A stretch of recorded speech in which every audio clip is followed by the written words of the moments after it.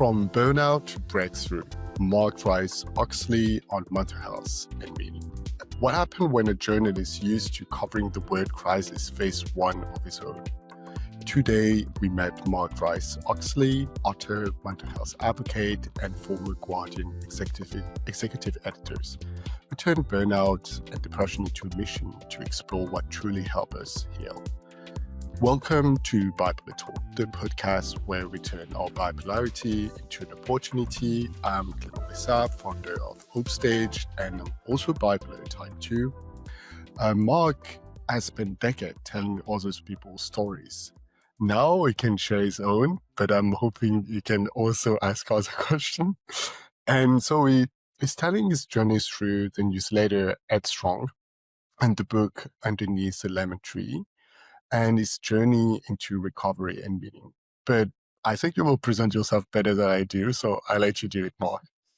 I'm not sure, Clément, that's a great introduction. And thanks very much for having me on the podcast. It's great to be here. I think you really said it right when you talk about, I think more than any other illness with this, you really want to share, you want to hear how other people, are they going through the same thing as me? What's it like? You know, how do you cope? What works? What doesn't work? And these, I think, are all questions that rush at you when when you're first diagnosed, or when you first feel that there's something properly wrong. And actually it's such a relief, isn't it, to know that you're not alone, that this is something that affects other people. It doesn't make it any easier to cure or to recover from, but it makes you feel slightly less lonely. So yeah, I started this, I've been a journalist for 35 years. I find it hard not to be talking to other people and finding out about them and writing about it. I'm a very nosy person, a very curious person. So it was a natural thing for me to do, to sort of break away from the career I'd had for more than 30 years and just try and do something on my own to understand this better, to listen to other people, and I mean, my medium is writing, writing stuff down. I'm not I'm not a technophobe, but that's just always been my medium. So yeah, I mean, if I don't tell you everything and more on this podcast, then you can find out more about me and what I've discovered through the newsletter Headstrong. Yeah, so maybe let's jump into it, because I feel most of us don't have a precise definition of what is burnout, and we're confusing it with depression and other things. So maybe can you tell us a little bit what was your burnout and how do you define it and explain Sure. it? Just before I do, I think you've really, again, hit the nail on the head. Some of the definitions, some of the words we use in this whole, I call it the veil of woe, this kind of valley that we end up in when we're suddenly mentally unwell. Some of the words we use, particularly depression, I don't like as a word. It doesn't really describe the full range of difficulties you might be feeling. And it also, depression makes it sound like something everyone's had, because everyone's been depressed, right? So they think, oh, depression, yeah, I had that. It's nothing. Pull yourself together. No, depression is far more than that. Depression is like, we've all had a cold, but we haven't all had pneumonia, right? And in the same way, we've all been a bit depressed from time to time, but no, it's nothing like the real thing. Clinical depression is a serious illness. And yeah, for me, it's burnout is just one of the many ways that you can end up down in the veil of woe, down in the veil of depression. You can end up there through grief, through trauma, through shock, through bereavement, through loss, through abuse, through being bullied. So many different ways that you can experience this extraordinary neurological change that results in this thing that we call mental illness or depression, and burnout is just one of them. And as we understand burnout, trying to do too much. In my situation, when I was 40, I had 3 children under the age of 5. I had a very busy wife, a brilliant wife, busy wife, just started her own business.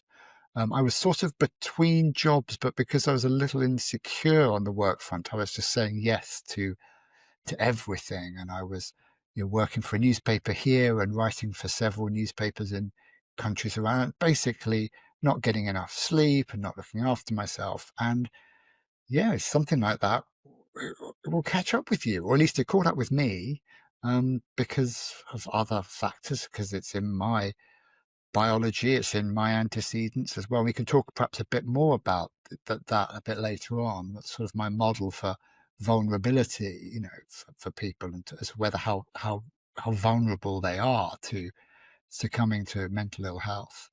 But clearly, I overdid it, and I had my first serious episode of depression, as it was called, at the age of 40. Recovered from that with, we can talk a bit about recovery as well, I'm sure. And then a couple of years ago, I had a second really more serious bout that came on after I had COVID quite badly. And this time it just wouldn't go away. It was very up and down. So eventually my psychiatrist diagnosed me with bipolar 3.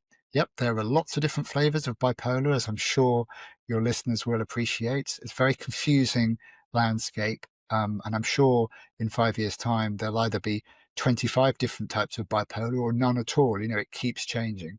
But that was my diagnosis. I changed the medication I was taking. And since then, I've been fortunate throughout 2025 to have been pretty well, and I'm pretty happy with how things have turned out for the moment. Yeah, and that's great because it's like we all have to find a path.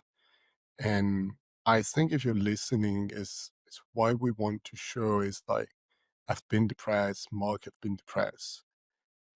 And depression is terrible. And when Yeah. you are in it, you're like you really, yeah, you feel empty, I would say. It's Mm, like mm. you don't, and your thing is not gonna end Oh, sometimes. definitely. That's definitely a function of it. And I would say, again, going back to this thing about when I was a teenager, I had times when I was a bit depressed, and well, what does that feel like? Well, it's, a bit sad, a bit low, a bit lacking in joy, right? That is the kind of, um, the thing that I think that's life, right? Everyone goes through times like that. But oh my, clinical depression, that's insomnia. That's just not sleeping, right? That's rumination, thinking the whole time about what's happened to me, what's gone wrong, what is this? Why do I feel like there's a trap door in my stomach and everything's fallen through it? Why? There's a brilliant line in a book by Andrew Solomon in which a woman he's interviewing says, "I feel like I died 2 weeks ago, but my body still hasn't found out yet." I mean, it's things like that. You just feel, completely unreal and unable to function, unable to concentrate, to laugh, to enjoy food. You don't eat, you don't sleep. It's an all consuming and a very serious illness. And not to be the fact that we call it depression, I think, means that people don't take it seriously enough. It should be called something much sexier, perhaps Greek. And then I think it would get a lot more funding and people would take it a lot more seriously. Yeah, and I think you say it right. It's like feeling depressed and being having a depression episode. Yeah. And when Different things. you it's two different things. And when Yeah. you feel depressed, you can actually get out of it on your own with maybe a Oh, bit of yeah. help, like you go for a run, you go and have some sun. And Yeah. sometimes, like for us, is when an episode begins, like more like feeling depressed, if you do the right thing, maybe you can prevent actually depression Mhm. because you still can. It's still like possible. But when you are into depression, then Mm. it's sad to say, but it's too late. And then you Mm. need medical help. Yeah. And then you need to wait. And Mhm. but you will get out of it. It's really what I want to Oh, yeah. share is it's it's weird, but sometimes it just go away because it's how it is. Yeah. I mean, it's the most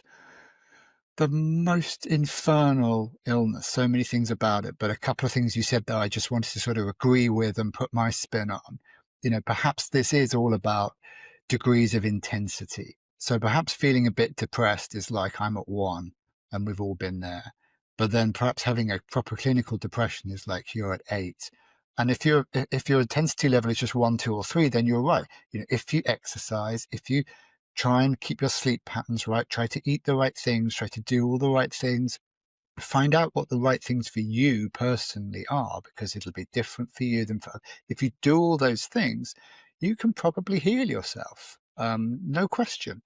But there are intensity levels way beyond that where people really need full interventions. And as you said, it can be medication. It might mean 6 months off work. It might mean hospitalization, for your own safety. It doesn't mean you're not going to recover. My other full conviction about this, and I've interviewed hundreds of people over the years, is that pretty much everyone recovers. If you're listening to this and you're new to the game, I'm sorry that you're down here with the rest of us, but we all get up and we all get out. It just takes time. And if you want to know how long, I'm sorry, I can't tell you. Nobody can. There's no timetable. But, most people 3-6 months, possible. That seems to be the kind of ballpark we're talking about, but it might be quicker for you and it might be longer, but you will get out. Yeah, I think it's important to say it because it's like sometimes we want to help someone who has depression, and we feel also that we cannot do anything about it. And from a loved one, it's not easy. And I think it's probably the sentence Mark to say, which is probably the most important, is like, you will get out of it. Mm. And I feel it seems simple, but it's important to repeat it. It's another reason why Ex- these illnesses are so, in a sense, mental illness is so much harder than physical illnesses. And don't get me wrong, there's an awful lot of horrible physical ailments that can and do kill people. But you just said it then, with a physical ailment, I've broken my leg, someone can put it in plaster, people can see it, people can step around me in the streets. I know it's going to get better. Everyone else knows it's going to get better. My wife can bring me a cup of tea. She can help me put my feet up. That makes me feel better. I know I'm being a bit facile here in comparing apples and pears, but with a mental illness, none of those things obtain. Nobody can see it. Nobody understands it. And your loved ones will really, really struggle to help you. They won't know how to help you. And it's an awful feeling to feel helpless, to feel unable to be helped. But, that's a situation that we all end up in. And that can be hard to navigate too. yeah, maybe quickly, if there's loved one listening, a few tips. First of all, is to take care of yourself. So it's like, go and probably see a psychologist yourself. Ask for help. So, hey, I'm handling the situation. I don't know, my wife, my husband, whatever, having depression. Can you help? So Mm. having your family, friend to be able to, for example, okay, let's do a week maybe out in the family space, maybe go to the mountain, Mm-hmm. and then for a few days, not everything rely on me, can rely Yeah. also on other people.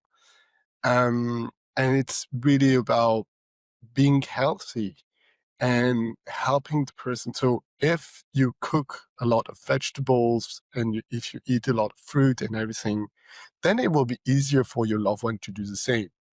If you go to Mm. bed early and you exercise, it will be easier, the same thing. Mm. So Mm. it's a bit weird what I'm saying, but No, it's but like you're right, if because you, it's not obvious what the carer, the loved one, has to do. But I really go along with. In fact, this is the first time I've actually really thought about this, so I'm speaking off the top of my head. But definitely find a counsellor of your own. Find an outlet.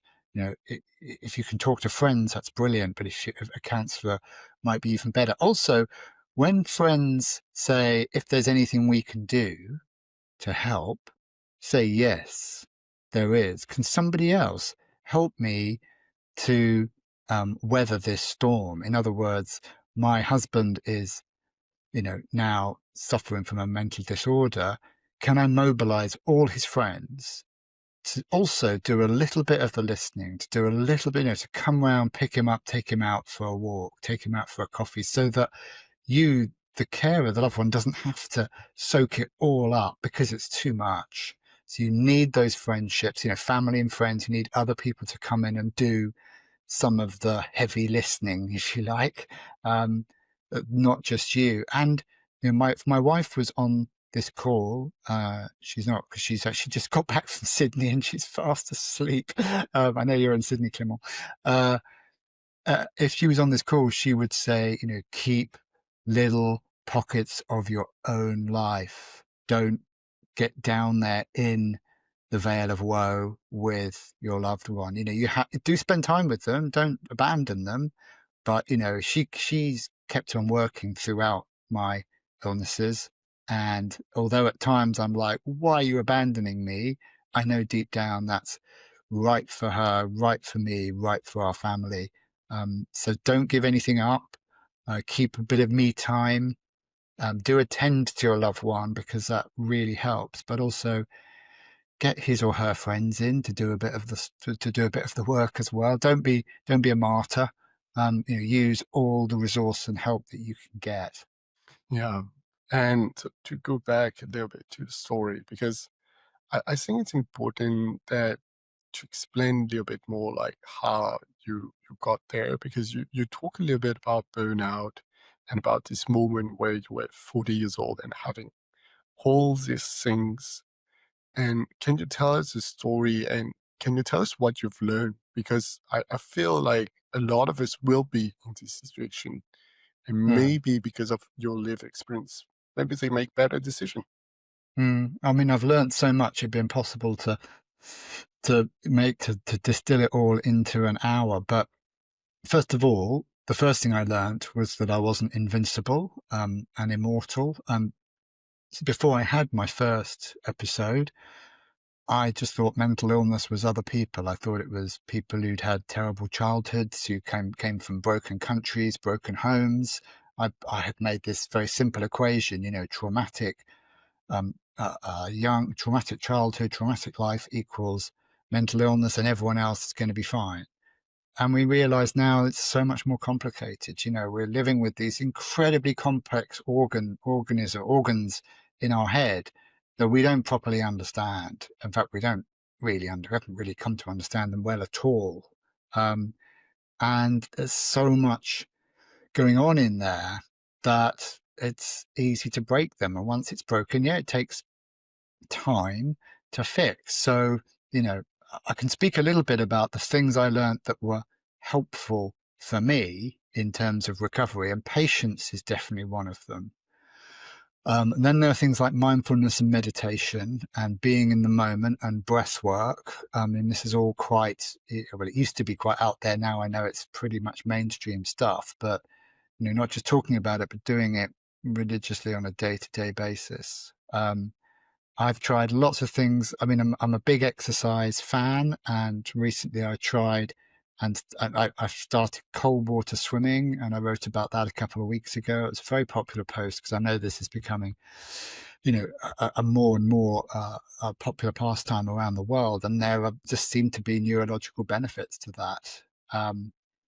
Medication. I mean, medication is massive for me.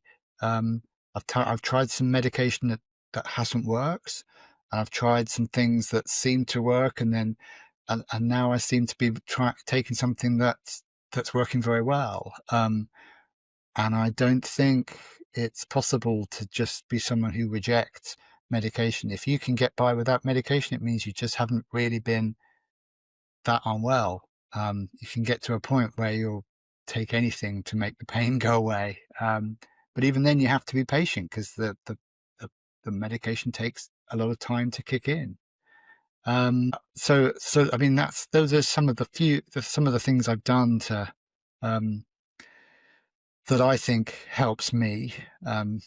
Outdoors, light, natural daylight. But it'll be different for other people because we've all got such different biologies. And I think it's important.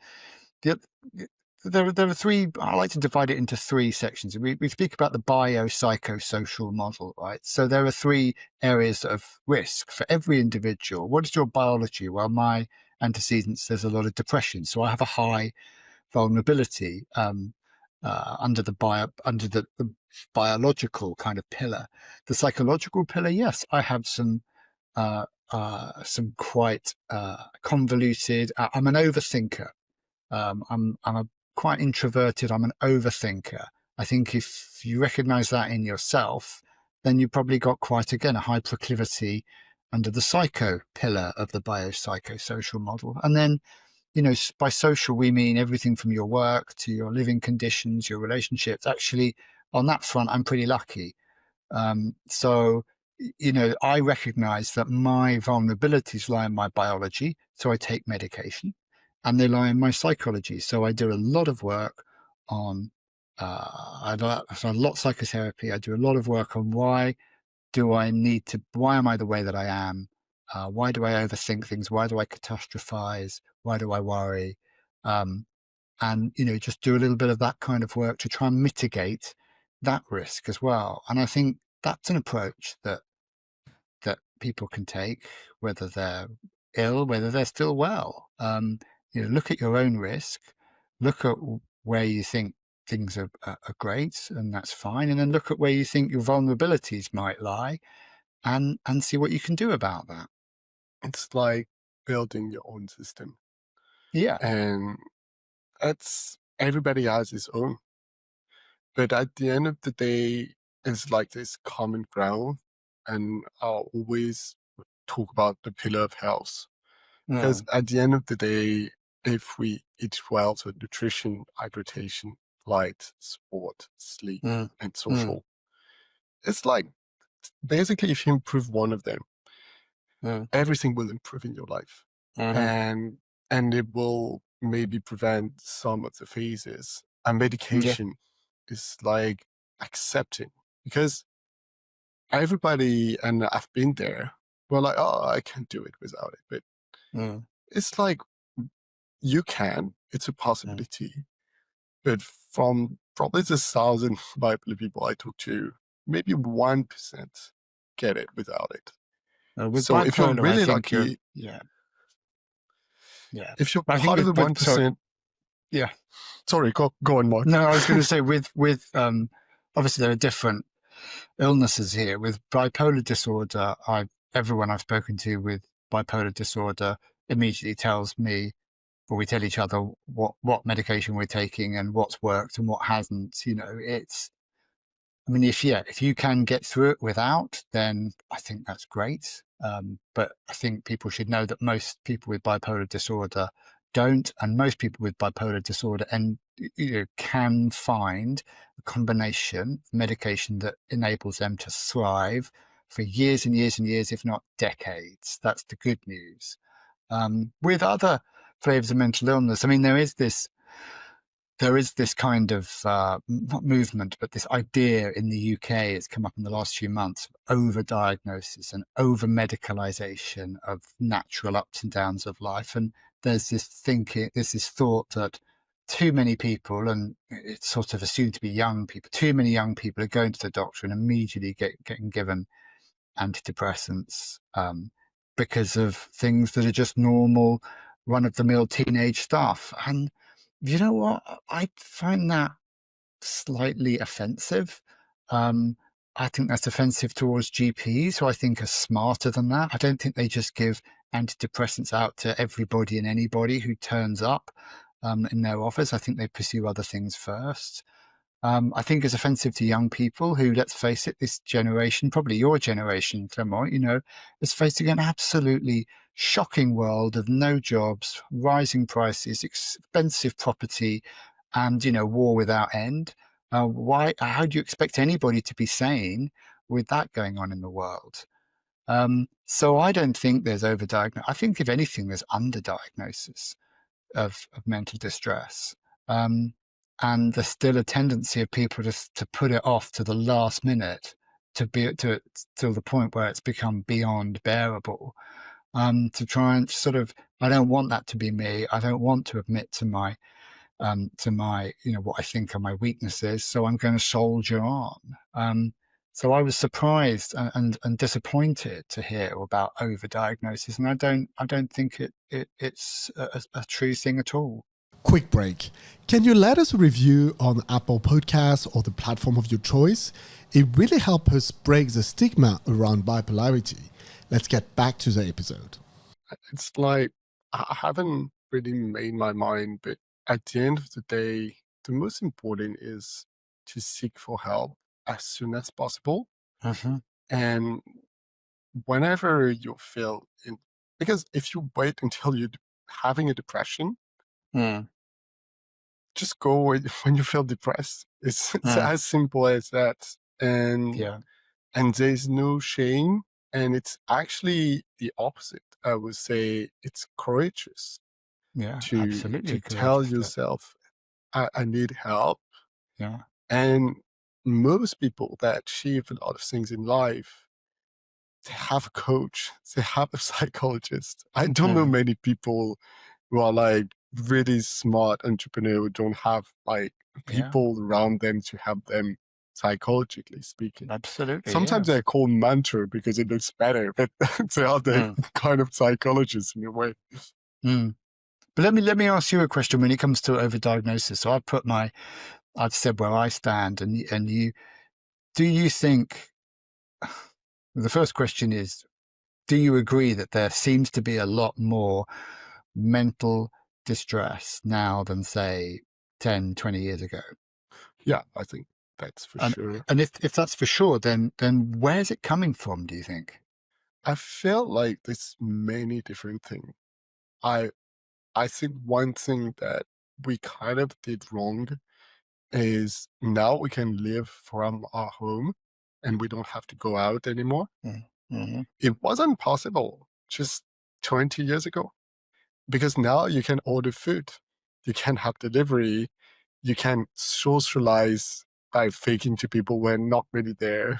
Mm-hmm. You can do everything from your home. And so because people then isolate, then it gets things worse. If I have to simplify, I would say that's the main reason. Mm-hmm. But there's many other reasons. I think you're right. It's about the stress, about the economy. But the Mm-hmm. main one I say would be that Mm-hmm. we're not living in a real world anymore. We're living at That's so home. true. That's so right. I kind of want to believe that as well, because I'm an analog guy, and I think that all the best experiences of my life, the top 100 experiences of my life, have all been in the real world. When I put my phone down and shut my computer off and went windsurfing or went traveling, or met people at parties. And I think you're right that we're kind of pulling away from the wonders of the real world, and pulling back into this horribly distorted digital space, where nothing is real, or not many things are, and where sort of meanness and uh, um, just kind of the sharp edges of humanity sort of dig into people. I mean, I also agree with you that there's so many more things going on. There's the way that parenting has changed. There's the way that child's play has changed. There's the kids are brought up very differently. Again, here in the UK, it's the amount of play outside that goes on is kind of minimal. In Britain now, both parents have to work in order to be able to raise a family. So they have to contract out their child to childcare, and I don't think there's been that many studies on the mental health implications of that. And then, as you become I've interviewed several young people this year for my blog, and they do all say the same thing. I just don't know. I can't see the path. I can't see the pathway through for my generation having what your generation have. And I sort of agree with that. And I think it's terrible. To go back a little bit about recovery, I think it's a difficult word because it's like it's not really healing. It's not really like, so how do you explain recovery in your own word? And Mm. Yeah, I mean, it's a really difficult concept because what does it mean? Does it mean you've gone back to recovered your old life? No, you're not the same person you used to be. You're always moving forward in this life. So it's not a question of going back. You could call it remission, which is a different term, which kind of sets the thing up as sometimes I have these episodes and in between times I'm well, and so therefore I'm in a kind of remission. This can be, some people get quite offensive by the idea of recovery because it's sort of implicitly kind of damns you as broken. You know, it says that you're broken when you're in these states where, you know, mostly you're it's not your fault, right? You know, you're not broken. You're just stuff is passing through you, and it's stuff that's really difficult to hold and to understand, and sometimes really, really difficult to sit with and just be in that state. I was gleeful the first time I recovered when I was 40. I thought that was it, and I did make a note to myself to do everything I could to make sure it didn't come back. And I had, you know, I'm now 56, so I had, you know, more than 10 really good years. And then for whatever reason, I don't know, you know, was it COVID? I mean, COVID's pretty pernicious. It seems to attack individuals at their weakest point, and it certainly found mine.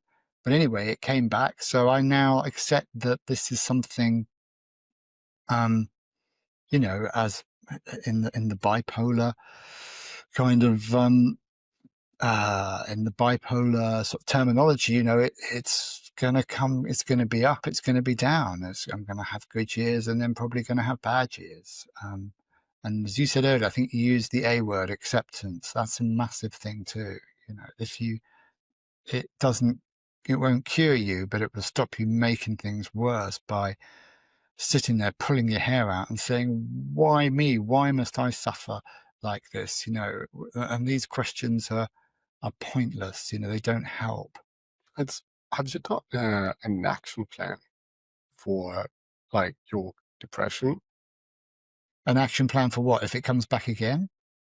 So it's something that always surprised me is like, so it's a simple thing is like, what are my triggers? So if you're listening, Right. I think it could be interesting that you think about it too. And I will put the link. It's pretty simple, but it's Mm, like, what are my triggers? So why do I get depressed? mm, How do I detect it? mm. And then what do I do when it happened? But it's really about the depressed moment and not the depression. Yeah, I know what you're talking And about, but as it and only happened to me twice. I don't have a lot of data to go on, and you know, I I wish I did know what my trigger was. I know what my early symptoms. I know what the canary in the coal mine is. It's when I stop sleeping well. If I start waking up in the middle of the night or find myself, you know, that's a key thing to people when I talk to them. They say, you know, can I talk to you? I'm worried that I might have, you know, what you had. And I'm like, how are you? First thing I say is, how are you sleeping? And they say, oh, not well. I wake up at 3 o'clock every night. I'm like, well, that is the canary in the coal mine. That's a sign that you've got, you know, a lot of adrenaline and cortisol in your system, these stress hormones that are running around, you know, and when your brain surfaces from a bit of deep sleep, they kick in and your heart starts to go, you immediately start thinking and you can't get back to sleep. For me, that's the early warning signal. I don't know. With the trigger, it's difficult. The first time round, I was burned out. The second time, I completely wasn't. But then maybe I got COVID, and that created a similar kind of physiological response. I don't know, but it's not. I know with some, see, with bipolar 3, which is my diagnosis, it's very wishy-washy. It's cyclothymia. It's basically says you will have some ups and you will have some downs, right? I know, obviously, with bipolar 1, that people can feel when that mania is coming on, and they can then also feel when that depression is coming on, and they can, you know, they can become aware of what the triggers are. But for me, I I don't quite have that, and I'm still searching for. I'm still trying to make sense of it. Uh, but I'm not quite there yet. Yeah, I will show you the thing. Maybe it can Mm. help. And Mm. I feel if you're listening to is like probably the thing that I advise most, because it's like just to think about what's going on. And because sometimes I can talk about my personal plan, but it's usually to go in nature in the sun Mm. for a few Mm. days and to Mm-hmm. really say it's what I did actually a few weeks ago. I was Right. starting to feel quite bad. Mm-hmm. And then I just decided like I cancel all my meetings of the next Yeah. week. Yeah. I say, sorry, I didn't explain why I cancel, but I cancel all my meetings. Just took 1 week. I just went yoga and surfing for the whole week in the sun. And And that worked, did it? yeah, it actually I think worked. that would probably work So for me as well. I like the sound of that. Can you tell me? You tell me next time you're doing that. I'll come along as well. it's a long trip, but you like Yeah. Australia, right? I like Australia. I like yoga. I like surfing. Yeah, I'm down for some of that. Yeah, no, but I feel everybody has its own thing, but Mm, could be mm. walking in the forest, could be Yeah. seeing your parents. Yeah. So Oh, to yeah. Yeah, it could be. it, It's for me. It's getting outside, swimming. Swimming is a thing that I always. There are certain things I think if people are honest about their own lives, that you can end up saying, I always feel better after I've done that, than I did at the beginning. At the start I felt X, and at the end I felt, 10 times X or whatever. And for me, I don't always fancy swimming, but after I've done it, I just always feel like everything's stretched out. Your breathing had to be even, and breath is so important. We really underestimate the importance of, breathing properly, taking deep breaths, filling our lungs. And you get that when you walk, and obviously you get that when you run as well. You get that when you surf, you get that when you do yoga, which is, possibly why all these things are sort of beneficial. But I would urge anybody, again, listening, you just look up things like 4-7-8 breathing, or there's a book by James Nestor called Breath, which I found so interesting. In the modern world, have we lost the art of breathing properly, slowly, and deeply? And if we have, does that affect our mental health? I don't know. There's not much research on this, but I find it kind of, I'm curious about it. it's like I saw some study that related a bit like pollution also, that the Yeah, yeah, fact yeah. and something simple to understand is like so we have two way of breathing. We have our mouth and our nose, and it's Mm, pretty functional because you will die after a few minutes of not breathing, mhm, mm, and it's like a few days for water and a few weeks for food. So our mm, body is made this way, so we have double. And so when you breathe through the nose, one of the good thing is it can kind of you will have less pollution basically because you have mm, filtering the mhm, air, and when you breathe by your mouth, you're not usually as much, and not I don't think mm, at all actually. So it's mm. really simple, but if you're listening, just try to breathe through your nose. Definitely, It's definitely. it's just something that, and you do it all day, every day. So it's It's like, why it's why one of the reasons why people feel so rubbish when they have a cold. Your nose is blocked up and you have to breathe through your mouth. And honestly, this guy, James Nestor, another journalist who wrote this book called Breath, did an experiment with taping up his nose, I think for something like 10 days, and just breathing through his mouth and measuring his vital, his vital signs, the data about his body. And they were all off the chart, his heart rate, his heart variable rates, his, um, his blood pressure, all these things were very negatively affected by a few days of just breathing through your mouth. And yeah, and I think I'm right in saying in German there's even an offensive thing you can call someone a Mundatmer, a mouth breather, and it's a kind of it's like calling someone an idiot. which I think is great. That may or may not be true. I'm sure I read that, but I may also have just dreamt it one time. Please go and check up on that. And it might be fake news. Sorry, Trump. No, but at the end of the day, and that's what we're talking about, is, of course, I love and talking with great psychiatrists, but what we're saying right now is it's kind of like simple thing, like breathe well, go and do your swimming. Yeah. Breathe well, And swim. we I have mean, to. it's like, isn't it? Aren't we just sort of saying, like, turn the clocks back a bit? Like, not every day of every week, every hour of every day.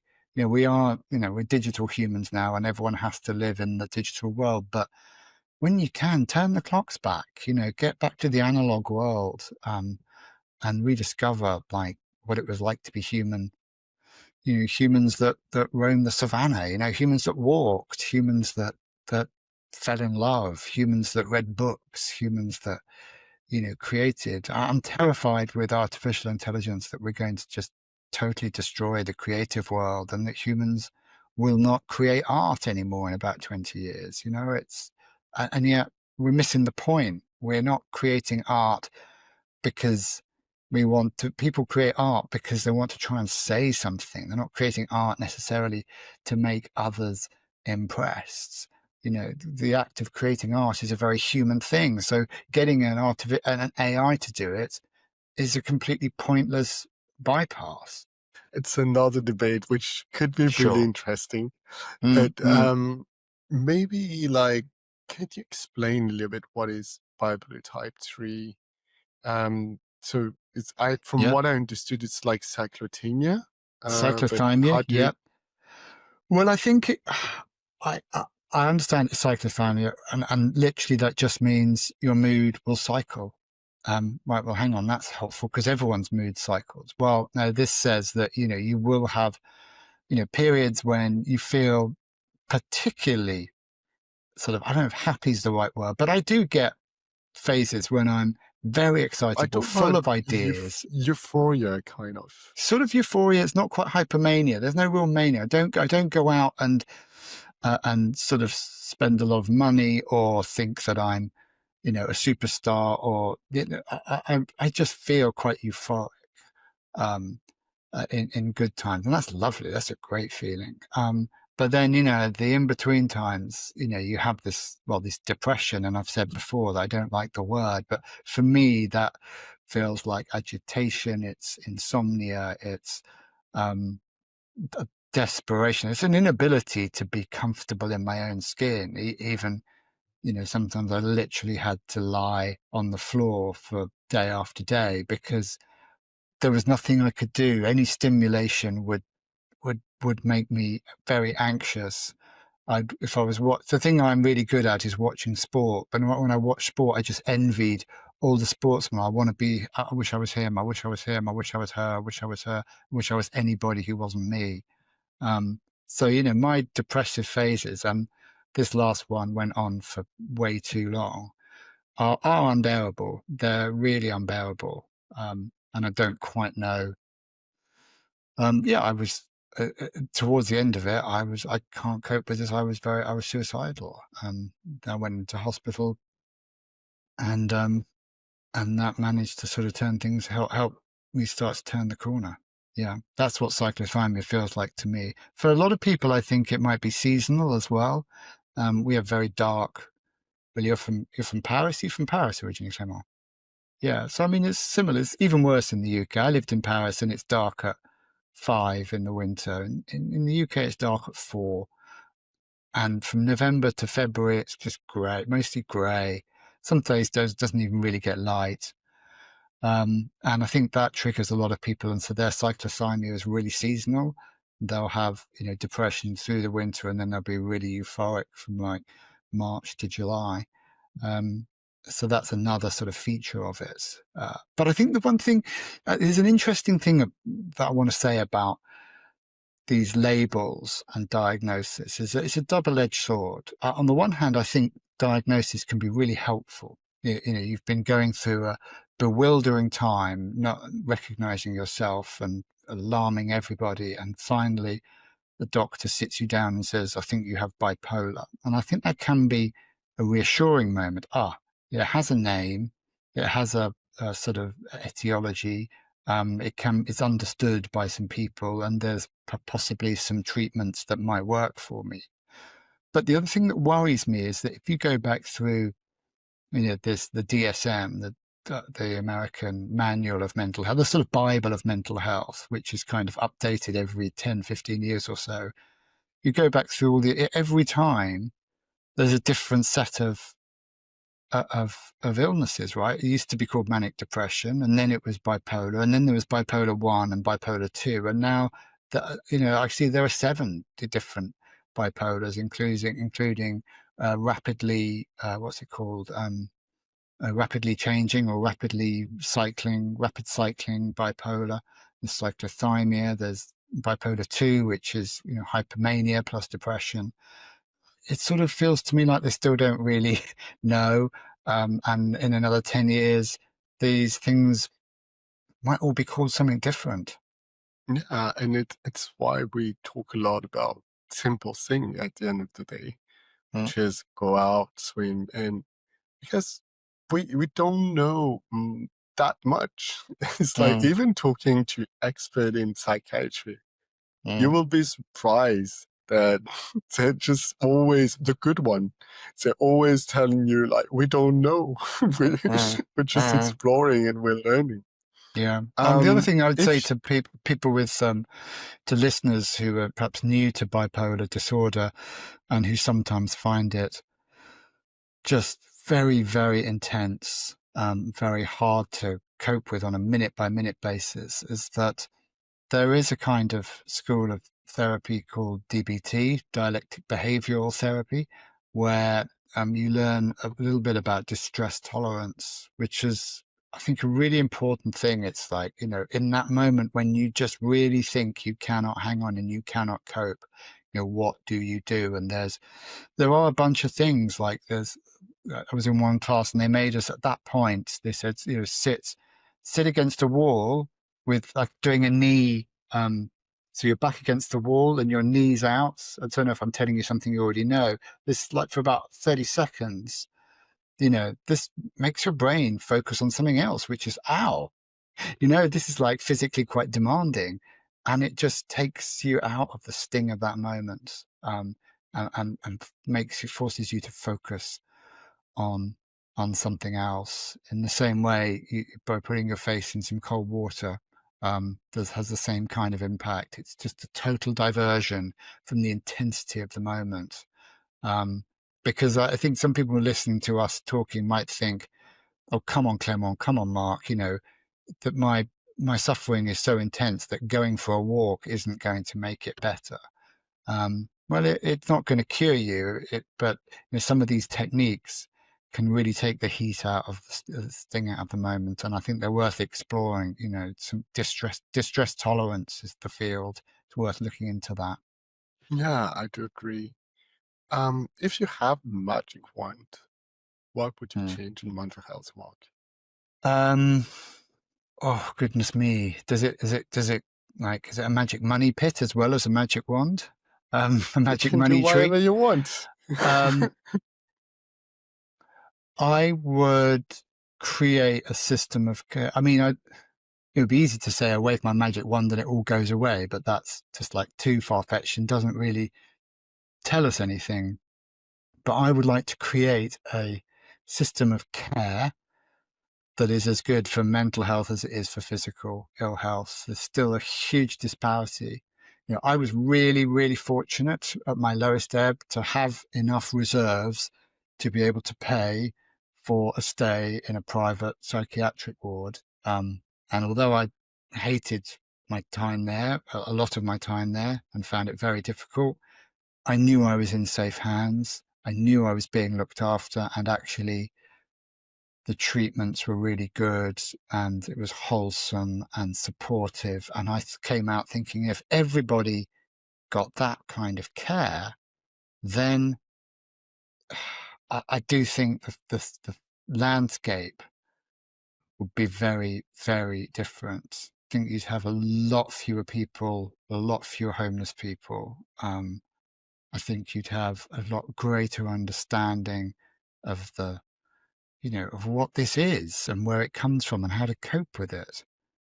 So that's something I would want for everybody. So we're talking about, a whole estate of hospitals, new builds up and down the country, that have beds and nurses and psychiatrists ready to offer the care that people need. The fact that we don't have that makes me feel like we're still living in a kind of Dickensian world, where too many thousands of people are just left to fend for themselves, and it's like asking someone with cancer to try and heal themselves. It's deadly, it's aggressive, it's debilitating, it's lonely, and you can't do it on your own. So yeah, that's what I'd change. When do we start? Oh yeah, it's what we're doing a little bit together in a way. It's like it's just a little stone. Yeah, you know what? Peer support is massive.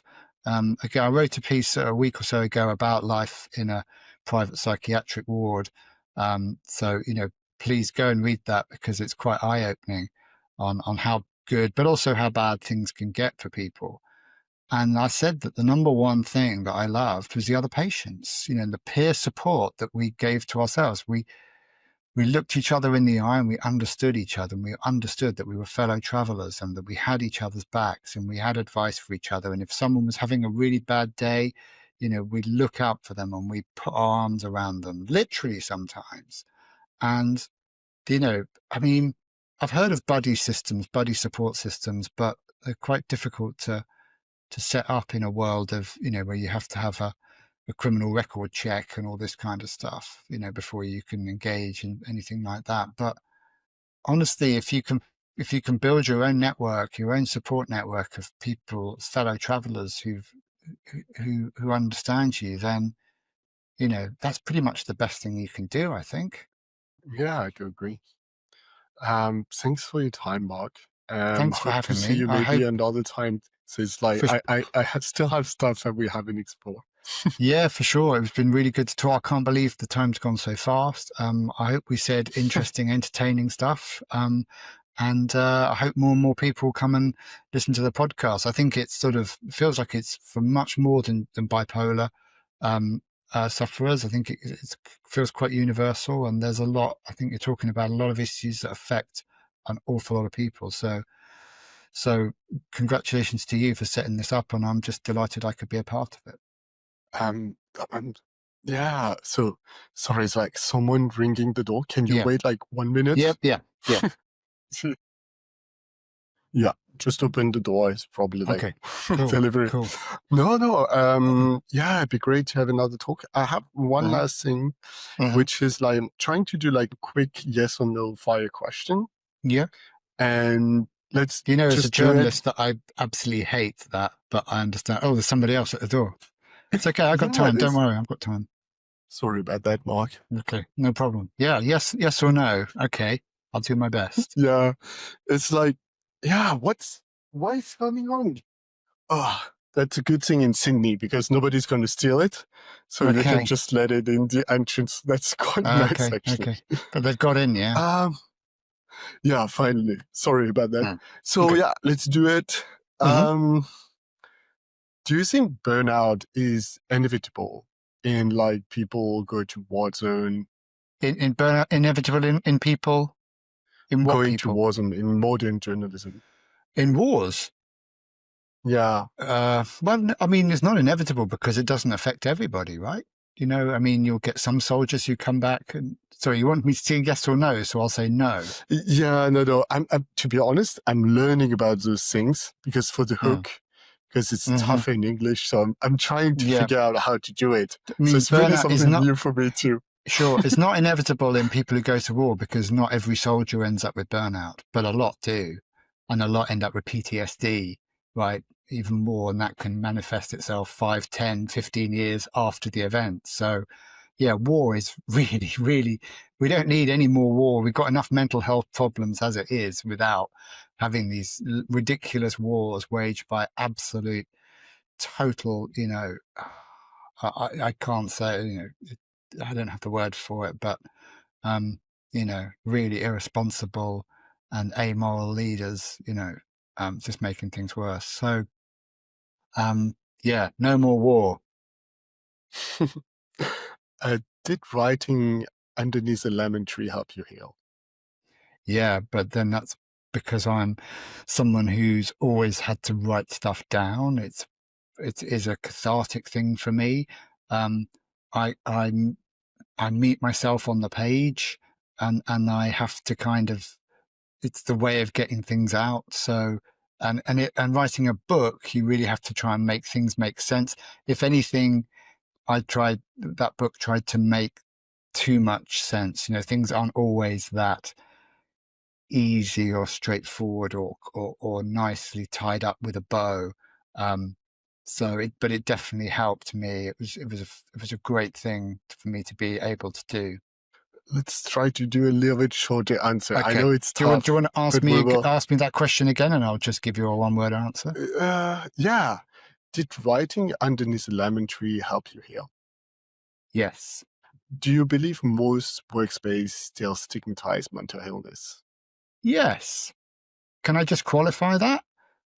I'll say very quickly that most think they don't because they're ticking the boxes and making the right noises, but deep down, they're not gonna, if someone is honest about their mental health problems, they're not going to be the top candidate with getting a job. Let's be honest about it, shall we? Yeah, I think so. Is recovery really ever finish? No. Do antidepressants work for you? Yes. And they work for lots of people, but not everyone. Should journalists talk more openly about their emotion? No. Journalists, we do hear a lot about journalists' emotion.